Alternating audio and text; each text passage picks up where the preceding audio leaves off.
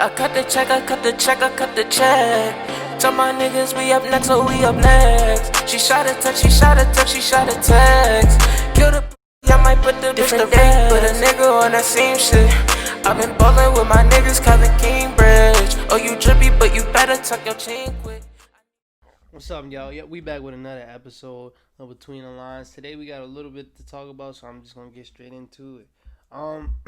The biggest news we got in the last week since I did my podcast, which was really surprising to me, is the NBA is trying to come back in December 22nd. They're trying to come back December 22nd, and when I seen that, I was confused. I was like, the season just ended 2 weeks ago, so the players that just played 2 weeks ago are going to have to play in 2 more months after they just went through a long season.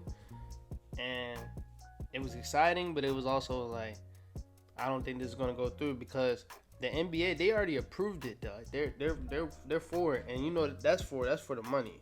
But the NBAPA, which is the National Basketball Players Association, so that's the players, they're the one that get to, if they approve it, then it's set. So it's coming back this soon. But I don't think they're gonna approve it because like most of the players, the biggest players in the NBA PA were just in the bubble. Bubble just ended like a couple weeks ago. So like they understand they need a little bit more rest than 2 months. Like it's gonna be a short off season, and the NBA is just trying to do it so they can get back to their regular schedule, and I understand that. But like the off season is gonna be short. Players just got done playing, so I don't know if it's gonna go through. But if it goes through, I'm happy. Like that's basketball as soon as possible. And then right around Christmas, so we're gonna get Christmas games. That's really cool. They also said it might not be an all-star break. They're just gonna give the players 2 weeks to rest in the middle of the season if it does get approved. So I'm okay with that. Even though the last all-star break was one of the best of all time, but if they get a break because they might be going into a bubble, I don't know yet. But if they get a break, I will understand that because they're gonna be away from family or family's gonna come near. But like when they get a break, they get to go back to their own homes and stuff. So that'd be cool. But I don't know. I don't think it's gonna happen though. Like it's just too soon. It's like it just ended a couple weeks ago to come back in December. That means the draft's November 18th. So that's going to happen. Then a couple days after that, then free agency is going to happen. Then they're going to have a training camp. And I'm guessing they're skipping preseason. So that's a lot of stuff to do in like a month and a half. So I doubt it goes through. I think it's just too much. It's too much. You got to force all that to draft.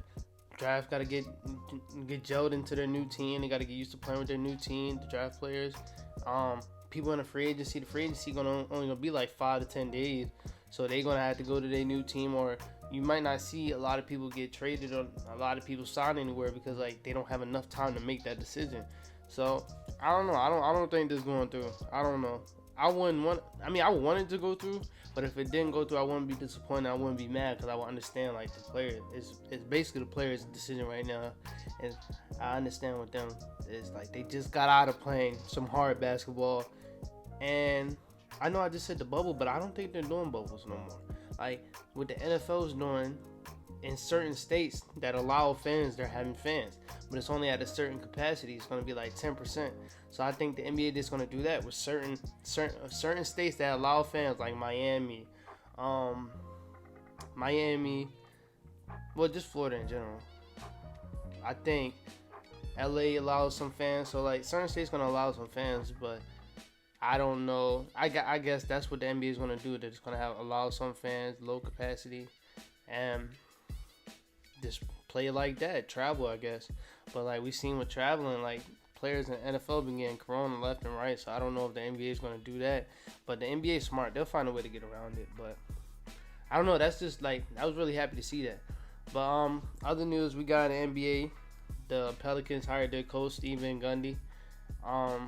Stan Van Gundy. And that was like, when I seen that, I was also really confused too, because when you think about the Pelicans, you think young, you think Zion, Lonzo, Brandon Ingram, Josh Hart, Nickeil Alexander, Jackson Hayes. Like that's a young core, young, really good core.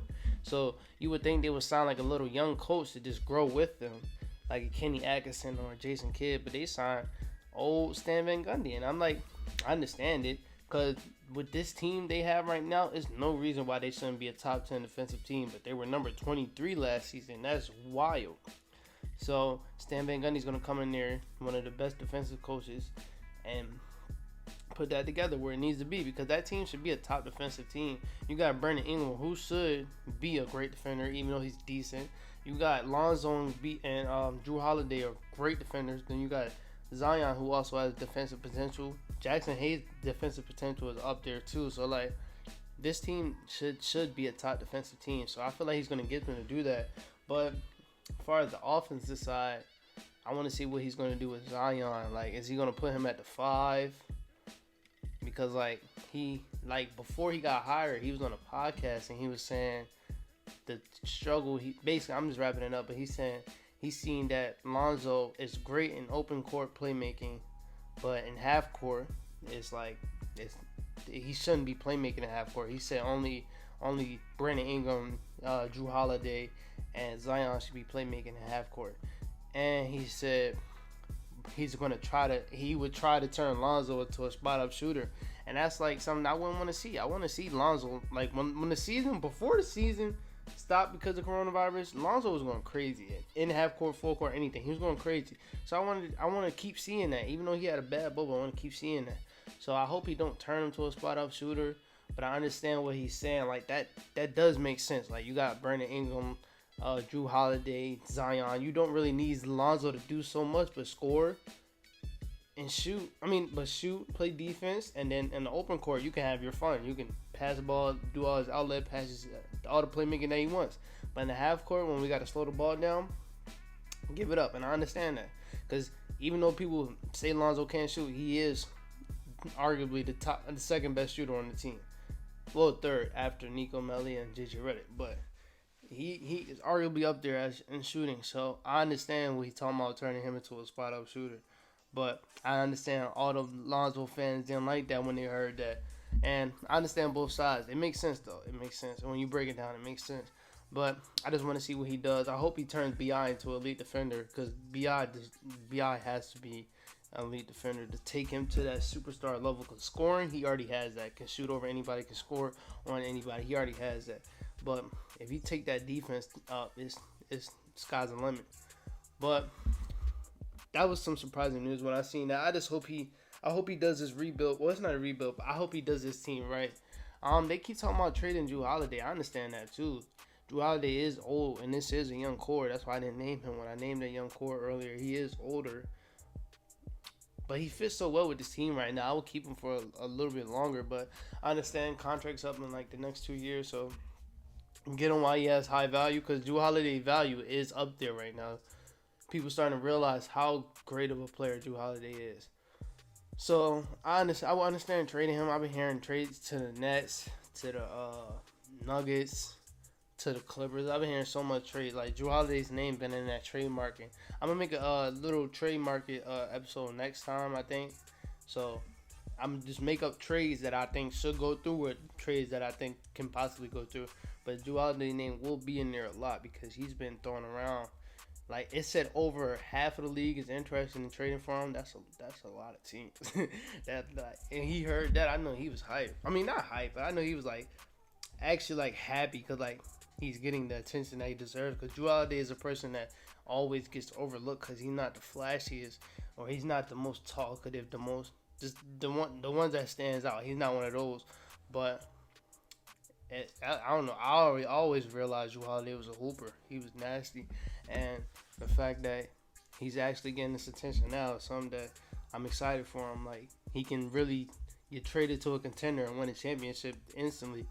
Because you put him on not any team, but any contending team, that takes him over the hump. That's like, he can fit on any team. He's not a person that wants to score the ball a lot, but when your top two players or your top scorers are not scoring, he'll definitely score. He will stick the best defender 1 through 5 on any team. Is this a leader, a playmaker? Is this a person you would want? So I'm happy that he's finally getting his attention. But is that enough NBA? Oh, there's one thing I was confused about. So I don't know if y'all seen, but like after the Lakers won the championship, Dwight was in the locker room with the championship in his arm, his arms. He was crying, and he was on Instagram Live. He was like, "Don't ever let nobody tell you can't do it. Chase your dreams. Chase your dreams." And I was really happy for Dwight because like it seemed like the NBA was just trying to kick him out the league the last 2 years. There's all these stories about him, and like he was never that bad. Like it's all these stories acting like he was terrible. He was a team cancer and stuff. I'm like, no, Dwight's not like that. And for him to finally find a team, and for him to win this championship, I was so happy for him. So you got that, and then Shaq's on the podcast. If you don't know, Shaq and Dwight. I mean, Shaq just hates Dwight. I don't know why, but Shaq's on a podcast with some people, and he wasn't talking. He didn't say Dwight's name, but you can tell he was talking about Dwight. He was saying, he was like, sit down. He said, make one Instagram post and shut up. He was saying, and then he mocked Dwight. He was like, chase your dreams, chase your dreams. Then he was like, get the out of here. I was like, why? He was like, you didn't do nothing.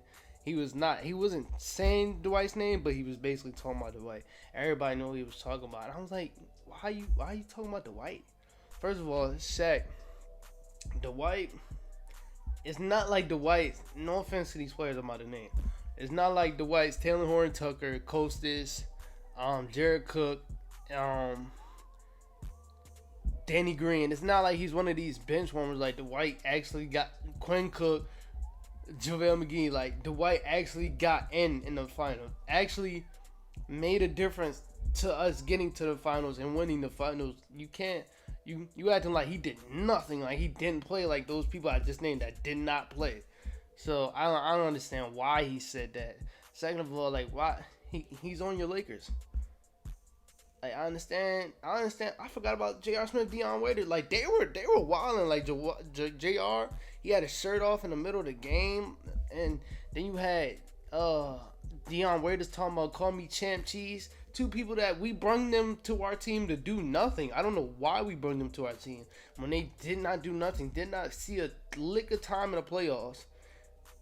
And we brought them to our team. They won the championship. They were going crazy. I want to understand if he got at them. He got at Dwight, a person that actually helped us win. So I don't understand that at all. I don't understand. I just felt like that was just real childish of Shaq. Like he's on your Lakers. You got a statue. You have a Lakers statue in front of the Staples Center. Why are you not happy that one of your Lakers won the championship? One of the people that you know been going through a struggle, that you know at one time he was so dominant, that's why he was so compared to you, and I guess that's why you hate him, because he was compared to you and you probably don't see the comparison. But like when Dwight was Dwight, you seen that Shaq comparison. So I don't know why he hates Dwight so much. I don't know why, but I don't know. I just feel like that was childish. Like for me, I felt it like inspiring what Dwight said. Like don't take like, cause if you know his story, like for the last few years they was just getting down on him. Reports came out that he was gay, messing with a transgender. It was like so much negative stuff around Dwight's name, and to finally have something positive and win a championship. I understand why you crying. I understand why you on live. Like you worked hard for this. You never gave up on yourself. So I don't know, but that's enough with the NBA. Like I said, if the NBA comes back soon, I'm happy. But if it doesn't, I don't know. But another thing I want to talk about is this is in the NFL now. The Michael Thomas and Saints, my team. The Michael Thomas and the Saints little beef. I'm kind of confused with that. So 2 weeks ago, we benched Michael Thomas after he was not injured. We benched him because he got in a fight in practice, and then they say he got in an argument with Sean Payton. So I was like, okay, I guess you deserve that bench. I'm happy we won the game, but he deserved the bench, I guess. And then last week, it was reports about we might trade him. I'm like, what? We just signed this dude to the biggest contract and for a wide receiver in NFL history. Why are we trading him over one argument? And he kept posting stuff talking about they'll try to make you into an enemy, like little posts like that. I'm like, all right, bro, all right. Like, what's really going on? What's really going on? But I'm happy Sean Payton said that was an outside report from a person that should stay outside, something like that. I like that. I like how he said that. But I'm like, yo, Like, what's going on? Why you saying you don't want to trade him? I understand that, but he's out here saying, "Oh, they trying to turn me into an enemy." Like, it's obviously something going on behind doors. And I'm like, yo, this, like, we're already having a bad season. It's no like, why are we fighting? Like, what's up? What's really going on behind scenes? I don't understand this. I don't understand this at all. Like, he hasn't played since week 1. And it's like, it's so obvious that we need him. Like, our passing, like, we did great yesterday. I'm not gonna lie, we did great. But we need him bad. And then he got hurt again, hurt his hamstring, and they talking about he might be out for more time. I'm like, God dang, man. Like, we are actually in a good division. Like, we slipped. We not going to playoffs. So, I don't know. I just hope we get that whole thing patched up. Hope we don't trade him. I don't think you just gonna pull that report out of nowhere. I don't think you just want to say that out of nowhere. But I don't know. That's probably how the media is. But hope we don't trade him. The Ravens, they picked up defensive end Yannick Ngakoue. I hope I said that right. If you don't know who that is, that's a fast defensive lineman. Defensive lineman. It's fast defensive lineman. He gets back there quick. Young dude too. And I think he just got a contract, so like he's there for a long time. And I was watching the Ravens with my dad for like the past few weeks, and like he kept saying, "We need pass rush. We need pass rush." That's the perfect person to have. So they're already stacked defense, even though they need pass rush.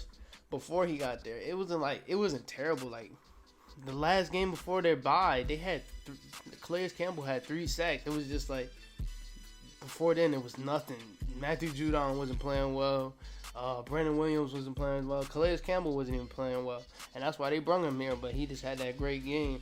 But they really did need pressure from their linemen. So I guess they just traded for Ngakoue. My fault if I'm stuttering a lot. I'm realizing that. But, yeah, I understand why they traded for him. That just puts their defense over. Like, that just makes their defense great. They already got Marcus Peters. They already got Marlon Humphrey, who is amazing, I want to say. Dude gets a strip tackle every game. They call him Juice Man. Oh, what the hell they call him? Fruit punch. They call him fruit punch because every time he tackles, he punches the ball, and that's something that's so smart, and you don't see that a lot. And he gets the fumble every game. Every game. The only time he didn't get the fumble, he punched it and the ball went out of bounds. I'm like, yo, he's not doing no form tackles. It's just rap, boom, boom, and it always works. So I don't know. That defense stacked now. You put Giannis Ngakoue, Matthew Judon was just a Pro Bowler last year. Hopefully he gets it together. And you got Calais Campbell and Brandon Williams, big tail in the middle. Then you got my boy Patrick Queen. Their rookie linebacker is a dog. He's everywhere. Fast. Can guard a tight end. Can guard running back. He's everywhere. Tackles well. He already got 48 tackles. And it's only like week 7. He can get to 100, which Darius Leonard just said 2 years ago as a rookie and made All-Pro. He can get there. He can definitely get there. Especially with that playoff run that they're going to have, he can definitely get there. But yeah, this defense already stacked. It's already stacked. But any other reports? Oh, I want to talk about this game. To me, the best game yesterday was Steelers versus Titans. It came out, Steelers was going crazy.